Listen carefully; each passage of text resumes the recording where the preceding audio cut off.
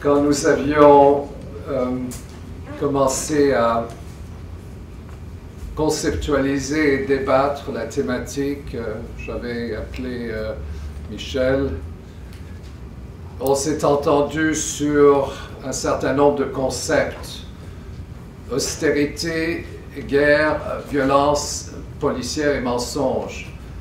Pourquoi? Parce qu'il y a une imbrication de ces concepts.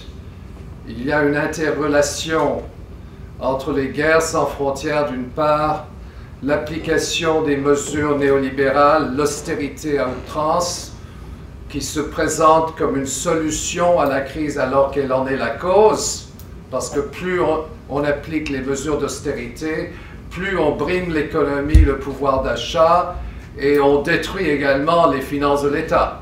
Pourquoi? Parce que l'austérité mène au chômage, le chômage mène à des gens qui sont marginalisés, qui ne paient pas d'impôts, et l'assiette fiscale s'effondre. C'est du ABC de l'économie, mais néanmoins, et c'est là où le mensonge économique entre en ligne de compte. Toutes ces mesures qui sont préconisées mènent à la destruction et bien sûr à la concentration de la richesse. J'y reviendrai. Austérité, guerre, violence policière et mensonge. Violence policière, pourquoi? Parce que le projet de restructuration par voie économique et financière, d'une part, et par voie militaire d'autre part, c'est-à-dire guerre sans frontières, mène à l'effondrement du niveau de vie. Et ce processus d'effondrement qui fut amorcé dans les années 80 dans les pays du tiers-monde avec ce qu'on appelait la crise de la dette, eh bien maintenant elle se voit généralisée. On pensait que la médecine économique de cheval du Fonds monétaire de la Banque mondiale s'appliquait uniquement aux pays en voie de développement, dits en voie de développement, c'est-à-dire aux pays pauvres. Mais on voit maintenant que cette recette économique s'applique de manière généralisée. Elle est appliquée à un certain nombre de pays européens. J'y reviendrai parce que cet effondrement n'est pas dû à une faiblesse de l'économie réelle, elle est due en grande partie à une manipulation frauduleuse des marchés financiers, par ce qu'on appelle les produits dérivés. C'est très complexe, mais pour paraphraser William Shakespeare, je vais donner la citation en anglais: « Hell is empty, the devils are here ».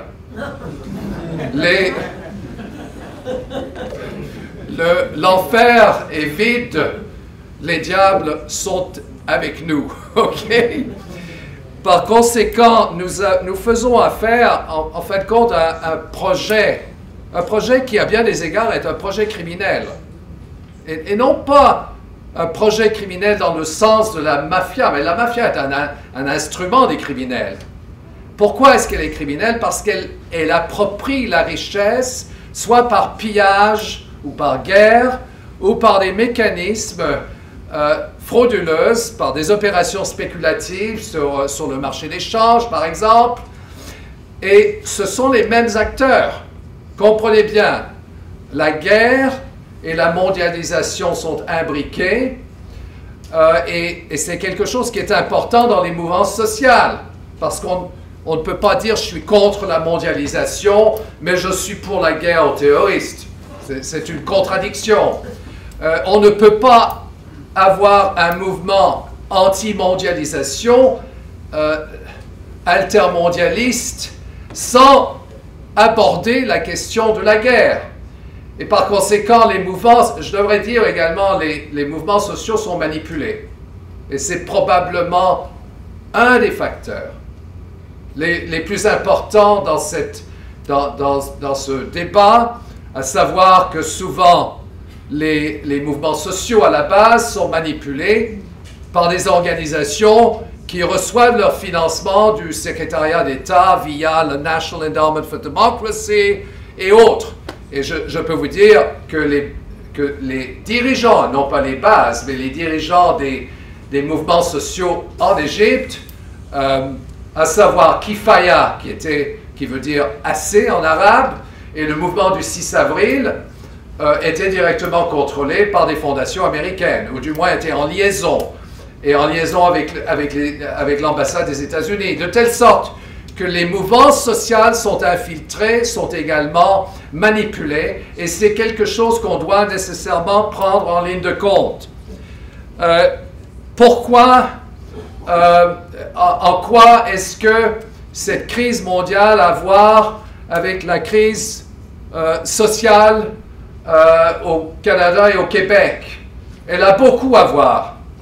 D'abord parce que depuis un certain nombre d'années, nous avons suivi une ligne de conduite établie à Washington en matière de sécurité nationale, mais également en matière de restructuration, si vous voulez, de la justice, des corps policiers, la militarisation de ce que les Américains appellent law enforcement, et également des accords qui sont très peu connus du public, à savoir que vous avez des structures de commandement intégrées entre le Canada et les États-Unis. Vous avez également un accord, à savoir que les forces armées américaines peuvent rentrer en territoire canadien, n'importe où, jusque dans les territoires du Nord-Ouest. Et ceci, c'était d'ailleurs la base même de l'accord qui fut, je ne devrais pas dire l'accord, de l'annonce unilatérale qu'a fait le secrétaire à la Défense Donald Rumsfeld en 2002, lorsque Northern Command a été créé. Il a dit « La juridiction de Northern Command s'étend du bassin des Caraïbes jusque dans les territoires du Nord canadien. » Et ceci a été posé de manière unilatérale. Le gouvernement chrétien à l'époque l'avait refusé formellement, mais de facto, il a été mis en branle. Et maintenant, on a une refonte de l'accord qui est la NORAD, okay? Et qui s'étend. La NORAD, c'était l'accord de défense à l'endroit de l'Union soviétique à l'époque de la guerre froide. C'était uniquement lié à l'espace, mais maintenant on a un NORAD maritime et on a un NORAD terrestre. Le NORAD terrestre n'est pas vraiment conclu, mais de facto, ça veut dire que les États-Unis peuvent intervenir partout en territoire canadien, québécois, bien sûr avec l'accord de nos gouvernements qui sont, en fin de compte, des instruments des mêmes élites économiques imbriquées au pouvoir de Wall Street, des pétrolières du Texas, etc. Alors, vous avez en marge de vous avez un certain nombre de secteurs, je ne parlerai pas des acteurs, mais plutôt des grands secteurs qui sont derrière cette crise, qui sont les principaux acteurs de cette crise. Vous avez bien sûr Wall Street, okay, le pouvoir financier. Vous avez les pétrolières du Texas, je devrais dire les pétrolières anglo-américaines, parce que British Petroleum est une société anglo-américaine qui anciennement s'appelait The Anglo-Persian Oil Company, qui a acquis ses richesses par le pillage des ressources pétrolières de l'Iran. Mais aujourd'hui, British Petroleum est anglo-américain, c'est la fusion de la American Oil Company Atlantic Richfield avec la British Petroleum.